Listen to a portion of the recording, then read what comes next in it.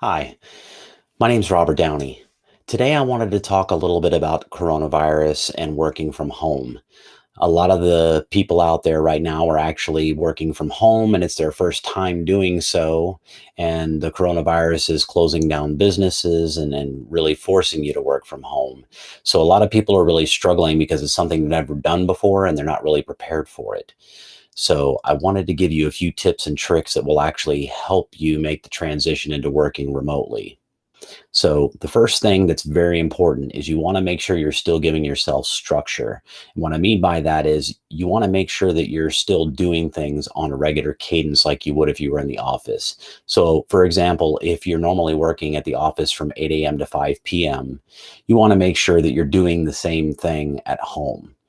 Now, being in an office versus working from home, that's going to be a little bit more difficult to stick to because you're going to have the uh, desire to maybe sit around, have an extra cup of coffee, watch some TV, read the newspaper, play with the dog, whatever the case may be. You really want to make sure you avoid that as much as possible and treat it like you're at the office. So what I did when I started out working from home is I actually leveraged my Google Calendar or my Outlook calendar to really help me out. I went in and I set reminders to make sure, okay, 10 minutes or 20 minutes beforehand, send me a reminder that I need to go to the office, which in this case was at the house. But it gave me that reminder to let me know I really need to get dressed and ready for work and I need to get prepared for the day. You also want to set up calendar appointments for things like lunch and breaks. That's super important. When you're working from home, you will tend to find that the time just kind of flies by and you'll just keep working and you won't necessarily think to stop and have lunch or take a break like you would if you're at the office.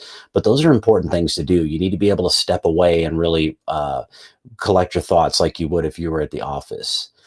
So that's one of my biggest tips is make sure that you set that structure up so that it's telling you what to do and when to do it, at least until you get used to working from home. The second tip that I have for you is have a space. Make sure you have a dedicated space where you can really set things up and work quietly so that you don't have any distractions again, like your children or the dog or cats or in-laws or whatever the case may be. You're going to be very tempted to sit down on the recliner, sit down on the sofa, sit in bed in your pajamas, whatever the case may be. And that's definitely not a good idea because it's going to make you less motivated and not keep you in that mindset of being at work. So you really want to make sure you find a space. As you can see behind me here, I'm actually in a closet. I don't really have the space in my house for a legitimate office. My wife also works from home and she actually gets the big office. So I actually set up a space in here and it seems to work out quite well.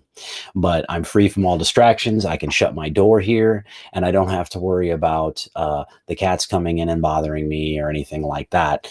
So if you have a small space where you can get just a computer or a laptop, headset, whatever, and an internet connection, then you should be good to go. Now we want to talk about the internet. So with the internet component, you really want to make sure that you have a strong internet connection because you will be using a lot more bandwidth for audio and video conferencing, or you're doing demonstrations or anything like that that you're accessing that you would normally be doing from the office. You know, the office has its own connection, your computer's plugged directly in, so you don't have to access anything over the web. But in this case, since you're working from home, you might have a VPN connection and then you're talking to your home network or your work network. So you really want to make sure you actually have enough bandwidth to do that. So if you're already at the highest tier of internet that you can possibly do, a couple of things you could do would be maybe turn off those Apple TVs or disconnect those other network bandwidth sponging devices that you might not be using, like your smart TVs or something like that, if you need a little bit of extra bandwidth. So another thing I want to talk about is dress code.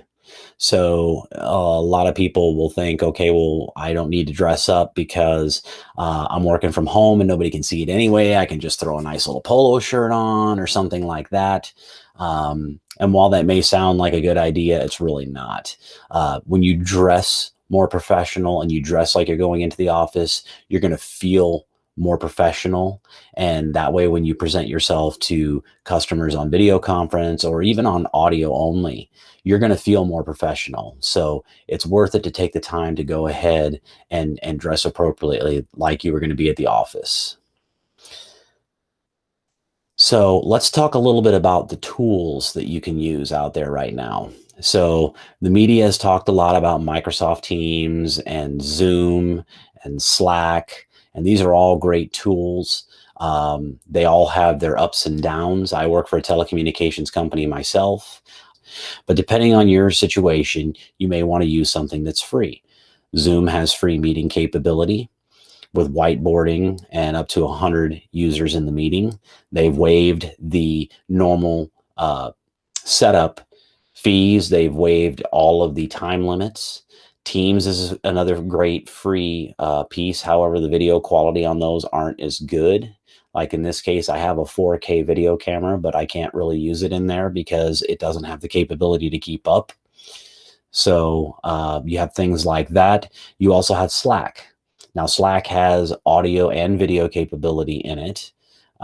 However, it's a little bit more difficult to use for some users if they've never used it or if they're not maybe a developer or a coder. It's designed a little bit more towards those types of people. If you're looking for something that's just a click and go, you might want to look at something like Skype or Google Meetings or a Zoom or something like that, where you can just simply put in a code and go and you're done. So those are some really good tools that you can leverage to do your face-to-face like we're doing now. I'm not really there, but obviously I'm talking to you as though I were. So there's a lot of things that you can do to make your life a little bit easier there.